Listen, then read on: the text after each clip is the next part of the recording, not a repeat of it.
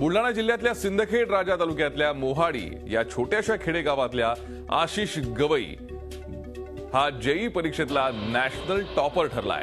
महाराष्ट्र दिनाला महाराष्ट्राचं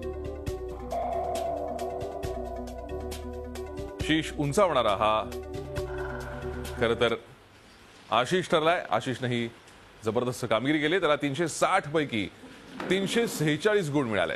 विशेष म्हणजे आशिषचं प्राथमिक शिक्षण त्याच्याच मोहाडी गावातल्या जिल्हा परिषदेच्या शाळेत म्हणजेच अस्सल मराठी माध्यमातून झालं, तर माध्यमिक शिक्षण सेमी इंग्रजीतून झालं। आशिषनं यापूर्वी ऑलिम्पियाड, केव्हीपीवाय, ब्रह्मोस अशा राष्ट्रीय पातळीवरच्या परीक्षांमध्ये दैदिप्यमान यश मिळवलंय।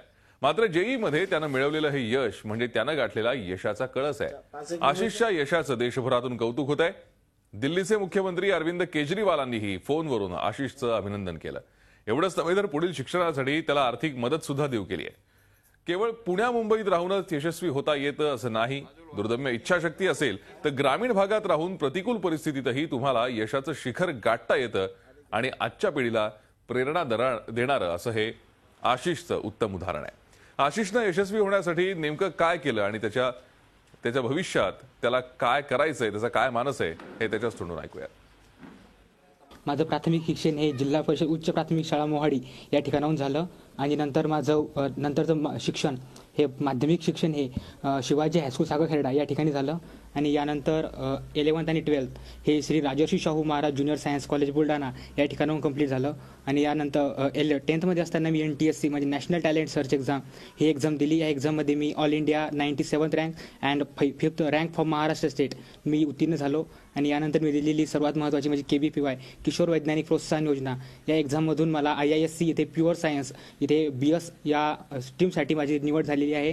याचा सुद्धा मला खूप आनंद वाटतोय आणि यानंतर सर्वात महत्त्वाची म्हणजे देशातली सर्वात नामांकित अशी परीक्षा म्हणजे जेई जॉईंट एंट्रन्स एक्झामिनेशन या एक्झाममध्ये मला 346 गुण घेऊन मी या जॉईंट एंट्रन्स एक्झामिनेशन 2015 या मेन एक्झाममध्ये ऑल इंडिया टॉपर आहेच असं मला खात्री आहे। मी जॉईंट एंट्रन्स एक्झामिनेशन म्हणजे टार्गेट IIT-साठी दररोज 11 तास अभ्यास करत होतो। याच्यामध्ये 6 ते 7 तास मी IIT-च्या प्रिपरेशनसाठी आणि नंतरचे 4 तास हे बोर्ड एक्झामिनेशनच्या प्रिपरेशनसाठी देत होतो।